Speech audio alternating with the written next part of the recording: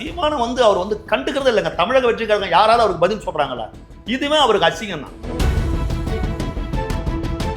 சீமானோட நிலைமை சீமான்லாம் ஒன்றும் களத்தில் ஒன்றும் இல்லை சார். அவர் பேசுறதை பற்றி தெரியுதுங்களா?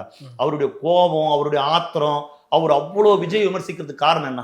அவர் கட்சி ஆரம்பிச்சதே வந்து ஈழத்தமிழர்கள் அது இதுன்னு சொல்லி தானங்க அவர் வந்தாரு. அவர் விஜய் அவ்வளோ கடுமையாக விமர்சனம் பண்ண வேண்டிய அவசியம் என்ன? அவர் விமர்சிக்கிறாருன்னா விஜய் வந்து நம்மளுடைய வாக்குகள் மொத்தத்தையுமே அவர் எடுத்துக்கிறாரு. அந்த கோபத்தினுடைய வெளிப்பாடு தான் அவர் பேசுறாரு. புரியுதுங்களா? சீமான வந்து அவர் வந்து கண்டுக்கிறதே இல்லைங்க. தமிழக வெற்றிக்காரங்க யாராவது அவருக்கு பதில் சொல்றாங்களா? இதுவே அவருக்கு அசிங்கம் தான். நாம் தமிழர் பொறுத்தவரையில் அது ஒரு பொருட்டாவே அவர் கருதல. புரியுதுங்களா? அவருக்கு அதிமுக பெருசா கருதலைங்க. ஊழல் சக்தின்னு சொல்லிட்டு தள்ளிட்டு போயிட்டாருங்க. அவர் திமுகவை மட்டும்தான் தன்னுடைய எதிரியா பாக்குறாரு. திமுகவும் நல்லா தெரியும் விஜய் மட்டும் தான் நமக்கு எதிரின்னு.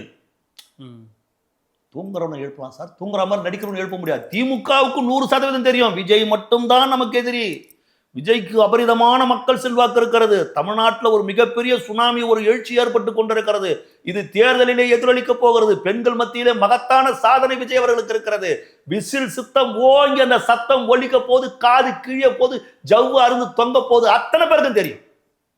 ஆனா அதை வெளியே காட்டிக்காம அப்படின்னு இதெல்லாம் எங்களுக்கு தெரியும். நீங்க நடிக்கிறது, நாடகம் நடத்துறது, இது எல்லாம் எங்களுக்கு தெரியும். புரியுதுங்களா? அவரை பார்த்து அச்சம் பயம்ன்றது எல்லாருக்கும் இருக்குது சார். இதை பற்றிலாம் அவங்க கவலைப்படுற மாதிரி இல்லை சார். அவர் விஜய் அவர்கள் வந்து அந்த தொண்டனும் கவலைப்படல, அவங்க யாருமே எதிர்பார்க்கல.